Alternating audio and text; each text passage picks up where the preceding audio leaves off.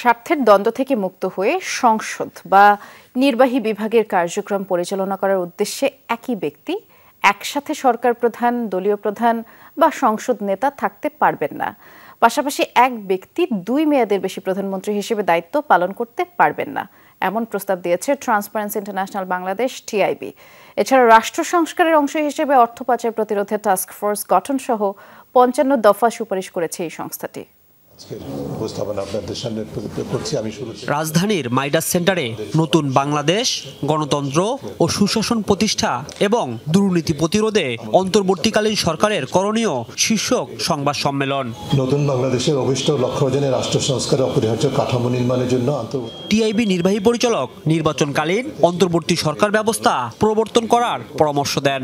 দাবি জানান, একই ব্যক্তি যাতে দল, সাংসদ ও নির্বাহী কর্তা হতে না পারেন তেমন বিধান রাখার।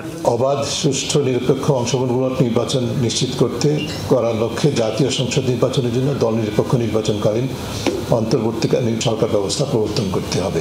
একজন ব্যক্তি 2 মেয়াদের বেশি প্রধানমন্ত্রী হিসাবে দায়িত্ব পালন করতে পারবেন না।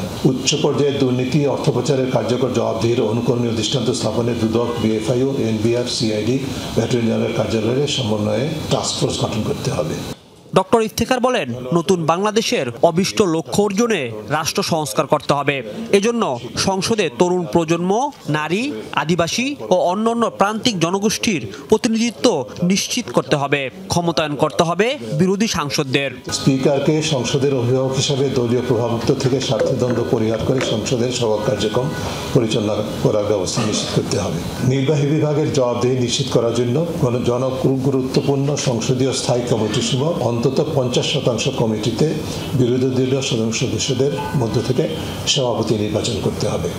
গণ অভ্যুত্থান ঘিরে নজিরবিহীন প্রাণহানি ও মানবাধিকার লঙ্ঘনে দায়ী ও হুকুমদাতাদের আইনসম্মত বিচার নিশ্চিতের দাবি জানায় টিআইবি। দৃষ্টান্তমূলক শাস্তি নিশ্চিত করতে হবে।